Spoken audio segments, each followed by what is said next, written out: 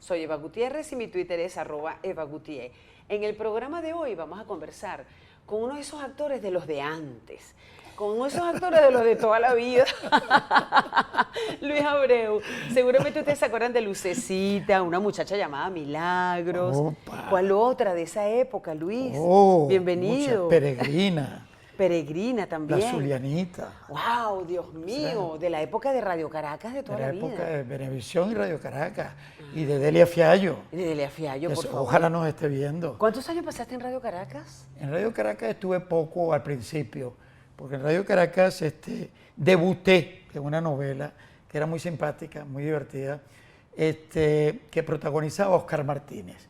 Oh, y entonces tan yo hacía, se bello. llamaba Juan del Diablo. Juan del Y entonces Diablo. cuando yo fui a hacer esa telenovela, resulta que era Juan del Diablo chiquito. Entonces me preguntaban, ¿qué haces tú? Y yo decía, bueno, yo hago a Oscar Martínez pequeño. Wow, ¿qué edad tendría Oscar Martínez hoy? Oscar verdad? Martínez, excelente. Entonces, esa primera escena que yo hacía era en un bote con remos y me echaban agua. Ay, no. Pero Casi, ¿qué edad casi tenías que tú? mi mamá dijo, no haces más televisión. Eso no puede ser. Eso no puede ser, pobrecito. ¿Qué edad tenías tú? ¿Te acuerdas? Yo tenía 16 años. Un adolescente. 16 años. Estaba debutando en el teatro al mismo tiempo. Y estaba haciendo todas esas cosas. Y ese fue mi pasaje por Radio Caracas en ese momento. Y posteriormente regresé, pero ya regresé en otras condiciones. No, pero regresé ya- como ejecutivo. Claro, y pero tal. ya va. Es que tu historia, a mí me gusta mucho tu historia, porque además Luis Abreu, con la inquietud de ser actor, a él buscó una beca en España y que se la dieron, pero no la aceptó, la cual no aceptó. No aceptó. Y le dieron otra beca para Argentina, la cual tampoco aceptó, porque tú querías irte, era a Londres. Yo quería irme a Inglaterra, sí. Ajá. Yo quería irme a Inglaterra y además tenía precisa la idea que yo quería estar en la Royal Academy of Dramatic Art, porque me sonaba excelente. Además, uno de los principales era Sir Laurence Olivier. Entonces, para mí eso era el sueño dorado. Pero claro. Pero me dijeron que no era posible que yo fuera a Londres porque, primero, era una academia donde no aceptaban extranjeros. No se conocía a nadie extranjero o latino que hubiera pasado por allí. Y segundo, porque mi inglés era muy deficiente. Entonces, yo resistí. Hice algunos cursos de inglés, no muy buenos. Aquí. Y resistí. Ajá. Hasta que llegó un momento en que decidí que tenía que hacer televisión, porque era la única manera de tener un cierto capital para poderme ir. Fui reuniendo las cosas, un carrito, una guitarra, para ir vendiendo todas esas cosas. Y hice 11 meses de televisión. Wow. Una novela que se llamaba Lucecita, Claro. con Marina Baura y José Bardina. Dios mío, Sí, sí, sí. historia patria. Historia patria. Hice esa telenovela, hice una apuesta con Eduardo Serrano. Eduardo Serrano me dijo, no, en lo que tú entres en televisión nunca vas a poder desquitarte de eso. Te vas a quedar aquí. Dije, no, voy a hacer un año de televisión y me voy. Digo, eso no puede ser, pero vamos a apostarlo. Claro. Y en efecto apostamos unos dólares. Yo hice 11 meses de televisión, renuncié, fui, le cobré y me fui. No te lo puedo creer. ¿Que cuánto era la apuesta en dólares en ese momento? ¿Te acuerdas? No me acuerdo, Ay, pero chicos, sí, era- acuérdate. era muy- Es para sacar la cuenta en bolívares el cambio libre hoy en día. En aquel momento estábamos hablando de 4.30. Una Pero te cosa dio por el los estilo. dólares, los verdes. ¿Cómo no? Que eran fáciles Eduardo de se portó adquirir. como un caballero. Claro, no, un hombre uno- que pagó su apuesta. Es que uno iba al banco y compraba los dólares. O sea, era ¿Cómo? una cosa mucho Claro, más pero sencilla. eso fue una apuesta, él tenía que pagar. Así que me fui y entonces... No, pero tú vendiste tus coroticos en tu casa. Vendí mis coroticos y el carro, un Hillman viejito. Un Hillman, sí, imagínate. claro, existían. Claro, yo tenía un novio que tenía un Hillman. No era yo. No, no era él. Y yo vendí una guitarra española. que ¿Y tenía, vendiste la guitarra? Preciosa. Eso fue lo que más me dolió. Ah. Me dolió vender la guitarra. Porque tú cantas también. No canto. Es más, te voy a decir una cosa. Yo he tenido varios instrumentos musicales y ninguno lo he aprendido a tocar. Yo lo he tenido como adorno. Ajá. La guitarra la tenía colgada en la pared y era hermosísima. Llegué a tener un piano, llegué a tener un cuatro, llegué a tener unos timbales. Lo único que yo aprendí a tocar en mi vida era el redoblante. Y lo hice cuando estaba en la escuela interno, porque era la única manera de salir a la calle con la banda. Entonces, me tenían castigado y no me dejaban salir. Entonces yo intuí que si yo tocaba el redoblante y me ponía un uniforme y salía a la calle para acompañar a los otros internos a misa, era la única manera de salir. y me fajé de verdad y logré tocar aquel redoblante. No puede ser, no, chico, demasiado cómico. Tocaste tu redoblante, saliste. Salí. Pero estamos en la etapa en que vendiste todos esos instrumentos. Vendí todos esos instrumentos, me ¿Otras fui. cosas tuyas? Bueno, la máquina de escribir, que no me la podía llevar por una Remington grandísima y Imagina. pesadísima. Y finalmente reuní algún dinero, más esos 11 meses de televisión, que me permitieron irme, pero me duraron muy poco. Claro. Me duraron muy poco. Yo tenía una esposa un poco manirrota. Y llegamos a París y gastó bastante dinero. Ah, pues te fuiste con la esposa, Me fui además. con la esposa. ¿No tenías chamos todavía? No, pero mi esposa iba embarazada. Ay, Dios mío. Lo cual ella agregaba Pero un gasto extra a la cosa. Y en francos franceses en esa Bueno, época. allí era mucho más caro. Claro. Londres era mucho más barato en ese momento. Y así nos fuimos. Y cuando llegamos a Londres, llegamos directamente. Yo recuerdo que llegamos a un restaurante que un amigo venezolano trabajaba. Y una vez que terminamos de comer, yo dije, mira, yo tengo casi exactamente para pagar la cuenta. ¿Habrá manera de que yo me quede lavando platos? Digo, sí. ¿En serio? Sí, y bueno, ahí fui. Y ahí me quedé lavando platos. ¿En serio? Ok, ¿y tu esposa esperándote? Mi esposa empezó a cortar lechugas para las ensaladas. Pero no Pero pudo qué soportarlo. belleza de historia. No pudo soportarlo. Pero pasó 4 días y ya era demasiado estar tanto tiempo parada. Claro. Y entonces se fue a su casa, que ya era una habitación que teníamos en Londres, que ya la habíamos adquirido, que nos costaba 7 guineas a la semana.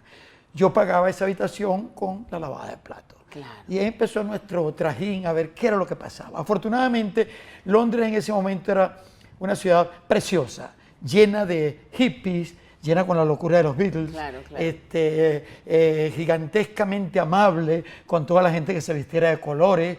Era fascinante, era una locura en donde tú no podías caminar una cuadra en 2 minutos. Tú te tardabas 1 hora porque te quedabas parado, embelesado, viendo a todo el mundo que pasaba. Sí. La ropa, la manera de conducirse a la gente. Era tan rico, tan fabuloso.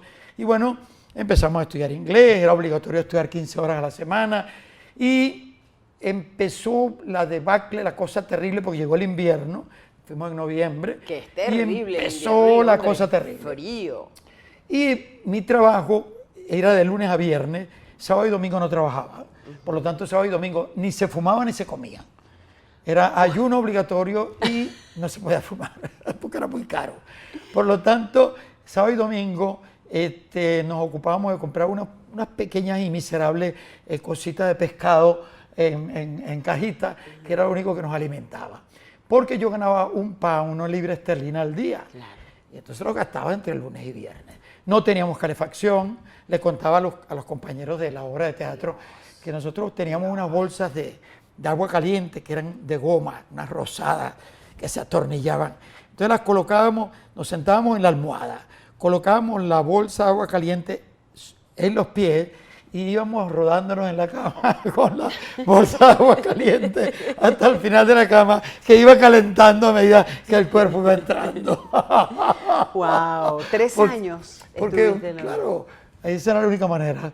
Pero finalmente hubo alguien que escuchó mis ruegos, que se llamaba Simón Alberto Consalvi, a quien quise toda mi vida, claro. Y he lamentado su deceso. Y me llegó a Londres, y en Londres nos encontramos. Y dije, bueno, ¿qué pasó? ¿Pero llegó a Londres de visita o fue embajador? No, él estaba de visita en ese momento. Ajá. Y estaba en el Hotel Mayfair. Ajá. Y cosa extraordinaria, cuando yo lo fui a ver, yo andaba tan mal vestido que no me dejaban entrar. Wow. Finalmente él llamó a la puerta y me dejaron entrar. Y ya estaban terminando el almuerzo, lo que quedaba eran quesos y vino. Y yo ese día comí todos los quesos que te puedas imaginar, porque yo tenía un hambre brutal. Y estaba con Guillermo Cabrera Infante. Ese fue un encuentro maravilloso, excelente. Guillermo votó, entre otras personas, porque Simón Alberto lo sometió a votación. Digo, bueno, ¿ustedes creen que este joven merece una beca? Y todo el mundo, sí. Y a partir de ese momento empecé a recibir una beca que llegó retroactiva y ya me habían aceptado en la Royal Academy of Dramatic Arts. O sea, lograste ser el primer latinoamericano de alguna manera el primero, sí. en entrar en la Royal Academy. Sí. Y competí con 165 candidatos. 165 candidatos, de los cuales eligieron 6. Fuimos 6 en ese curso y fue muy, pero muy duro. El trabajo era aproximadamente 16 horas al día, era agotador. Tener un hijo en esas circunstancias. Nació allá. Era muy duro, era muy difícil. Y debo agradecerle a esa esposa que de verdad sacrificó muchas cosas para estar allí y a mi hijo que verdaderamente, aunque no estaba consciente, se comportó verdaderamente bueno, con prudencia. Nació allá y te lo trajiste claro, de 3 años y medio. Claro, me lo traje de esa edad. ¿El segundo nació allá también? No, Luis Jerónimo nació aquí y siempre me ha criticado porque, porque no lo hice nacer allá. No, Luis Jerónimo es actor, hoy en día siguió tus pasos. Claro. Qué belleza. Luis Jerónimo es el más conocido porque es actor y todo lo demás. Y después nació Joaquín muchos años después. Sí. Ese es así como el matrimonio posterior, extra. El matrimonio posterior al primero. Ajá. Ahora bien, ¿qué te quedó de toda esa experiencia en Londres? Porque regresas a Venezuela, ¿regresas cómo? ¿Regresas con trabajo? ¿Regresas? ¿Por qué te regresas? ¿Porque ya se acabó la escuela, se acabó la beca? No, tenías la pasaron posibilidad dos de cosas. Fíjate tú, pasaron dos cosas. Mientras estuve en Londres, me llamaron a dirigir. Me llamaron a dirigir un teatro que se llamaba Monview Theatre.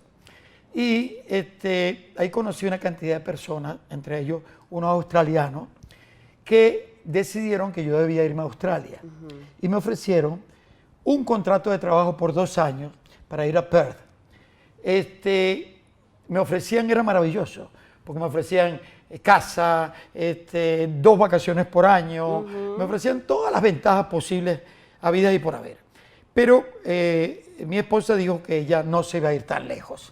Eso era demasiado lejos, eso era terrible y tal y qué sé yo, y declinamos esa oferta. Por lo tanto, me vi en la obligación de regresar una vez que se terminó mi beca y de alguna manera yo sentía que yo le debía algo al país, le debía algo al Estado y regresé a dar clases en la Escuela Nacional de Teatro, que había sido mi escuela primigenia, donde yo había recibido toda mi primera instrucción teatral. ¿Cuándo conoces a Cabrujas? A Cabrujas lo conozco justamente allí. ¿Cuándo regresas? Cuando regreso. Okay. Cuando regreso, bueno, ojo, yo había conocido a Cabrujas antes, bueno, pero éramos sencillamente gente que se encontraba. Cuando regreso, me encuentro a Cabrujas trabajando para el INSIVA y controlando un poco lo que ocurría en esa escuela, un poco asesorando. Y Cabrujas, encantado de que yo hubiera regresado, me encontré un hombre como muy afable, muy cariñoso, extremadamente cariñoso conmigo. Y no solamente me sorprendió gratamente y al mismo tiempo, bueno, me encantó. Claro. A partir de ese momento me acercaba mucho a Cabrujas y empiezo a trabajar en la Escuela Nacional de Teatro. Él estaba encantado con todas las cosas que yo hacía. Hice una producción que se llamó La Serpiente, que era una suerte de teatro ceremonia que se estaba haciendo en Nueva York, que tuvo mucho éxito, incluso se llevó el video que se hizo aquí a Nueva York y Vanitalie le encantó el montaje, lo comentaron muchísimo por aquella época.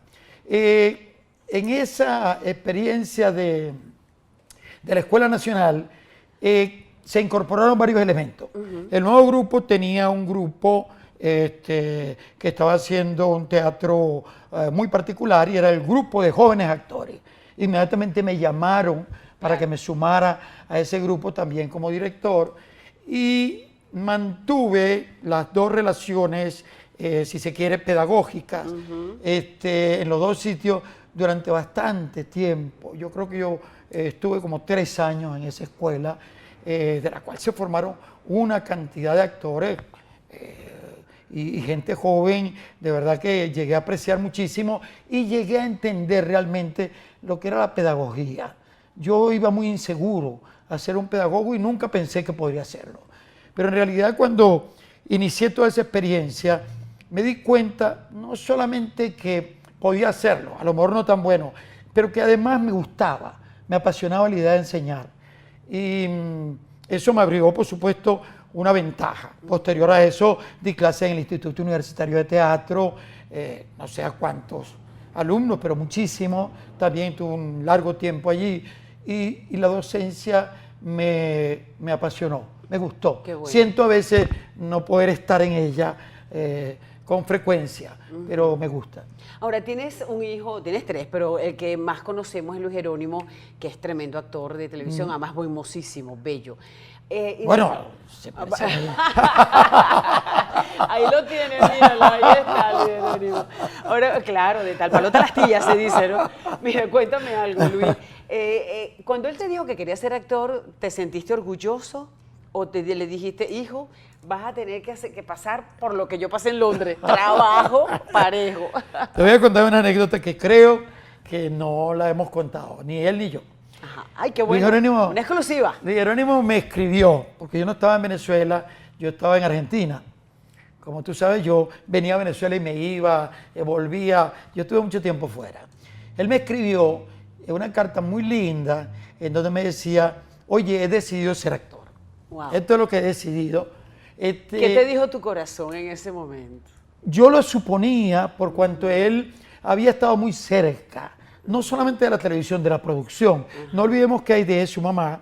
Aide era productora, directora de televisión, lo llevaba a los comerciales, él hizo muchos comerciales de niños y él estuvo muy pegado de toda la gente, de las producciones, estuvo pegado al cine, tanto que poca gente también lo sabe, pero Luis Jerónimo es director de televisión, claro. Él aprendió a dirigir y a mí me fascina que lo sea.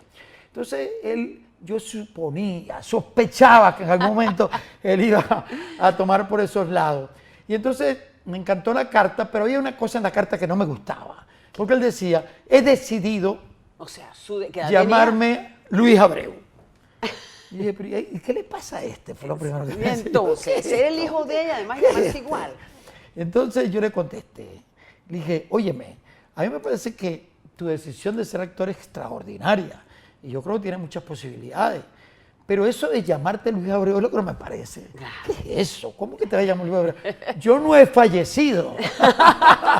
Todavía estoy vivo y pasa? pienso seguir haciendo muchas cosas. Además, corres el riesgo de que te llamen Junior. Y eso suena patético. Eso es una raya. Eso es una raya.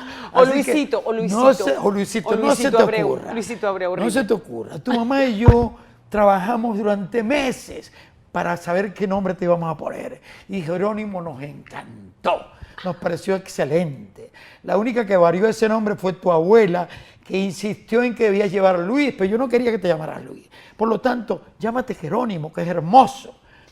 Y él afortunadamente lo entendió y se dio cuenta en el acto, porque en lo que empezaron a hacer las promociones de Venevisión, por supuesto, a uno de los productores se le ocurrió, aquí está Luis Abreu Jr. ¿Y te diste cuenta? ¿Qué te dije? No me gusta decir. ¿Te diste cuenta? Ahí está. Claro, entonces sí influyó tu carrera, en la carrera de tu hijo. Entonces, eso no creo que no lo habíamos contado nunca. No, qué bueno, gracias. Fue muy simpático, fue muy agradable y de ahí en adelante, otra cosa que te debo decir es que nunca, pero jamás abogué por Luis Jerónimo, jamás dije, óyeme, una llamada telefónica, mira, ahí está mi hijo, jamás. Okay. Y se lo dije, tú corres ese riesgo porque yo no lo voy a hacer. Claro. También lo aceptó, ha hecho su carrera prácticamente solo. Me llamaba por teléfono, por supuesto, cada vez que tiene un nuevo personaje en televisión, me llama y me dice, léete esta escena, léete este libreto, o me manda las obras de teatro, yo las leo. Cada vez menos siento que hay necesidad de ello, porque él se desenvuelve muy bien y tiene una gran disciplina. Pero además, nos queda como 2 minutos nada más, trabajaste en una pieza teatral. No puede ser. En el nombre del padre se llama la pieza. Ajá. ¿Cómo te sentiste trabajando con tu hijo en una pieza teatral? Mira, esto fue prácticamente un acuerdo mutuo. Queríamos tener una obra de teatro para los dos. No existía esa obra de teatro y yo me senté y la escribí. Entonces, decidimos hacerla y él pasó a ser el productor, además, que eso es lo hermoso. Él debutó como productor, yo debuté como dramaturgo y hicimos esta obra que, aparte de esos debuts, era el debut de nosotros juntos sobre un escenario. Claro. Nos divertimos muchísimo. Qué bueno. Lo pasamos excelente. Qué bueno. Encontramos ciertas cosas en común que no nos habíamos dado cuenta que teníamos. Sí. Nos dimos cuenta de que nuestro humor es impermeable. Nuestro humor no lo moja nada. Es sorprendente y lo disfrutamos muchísimo. Tanto que vivimos para decirnos cosas llenas de humor. Claro. Y eso me parece a mí el sumum de la felicidad. No, me quedan como 30 segundos, pero no quiero pasar por debajo de la mesa el tema de El Americano Ilustrado de Cabruja, que tienes ahorita la puesta en escena en el Teatro Trasnocho. En cartelera. Sí, estamos en cartelera con El Americano Ilustrado, una obra, bueno, ya tú la viste. Bueno, tu rol es una maravilla. Preciosa. O sea, tú te transformas, te pones una chivita, te vistes de general, una cosa con gomina. Bueno, porque y la actuación. Acuérdate además. que ese famoso gobernante nuestro, que creo que es el iniciador del peculado. Sí. Es el iniciador de esa enfermedad tan grande Bueno. que hoy tiene Venezuela. Y muy cabruja, puesta en escena, muy cabruja. Muy Cabruja, bueno, por eso que siempre comentamos, Sí, Cabruja es capaz de haber nacido en el siglo XV Claro. y seguir definiendo al venezolano porque seguimos siendo un poco lo mismo. Claro, claro. Y Antonio Guzmán Blanco fue un presidente prácticamente ícono de las presidencias venezolanas.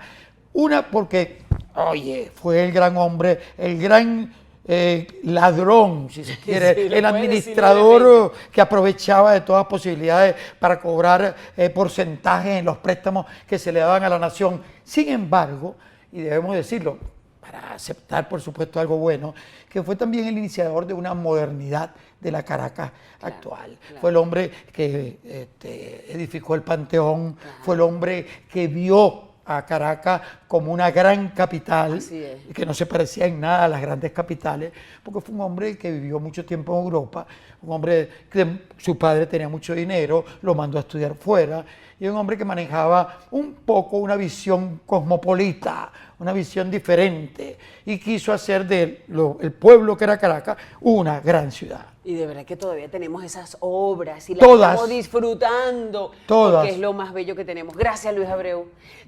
¿Tú tienes tu Twitter? Sí, yo Y tengo lo mi trabajas Twitter. poco, ya lo sé, pero tienes tu Twitter. Sí, Luis 8 Abreu. Luis 8 Abreu. 8, el número 8. Número 8, sí. Número 8, Abreu. Qué bien, gracias Luis Abreu. Qué divertido fue haber conversado contigo, de verdad. Te lo agradezco mucho, te agradezco mucho que hayas estado aquí en el programa. No, gracias a ustedes En por llevar. Evaluando, y gracias a ustedes por haber estado con nosotros una vez más.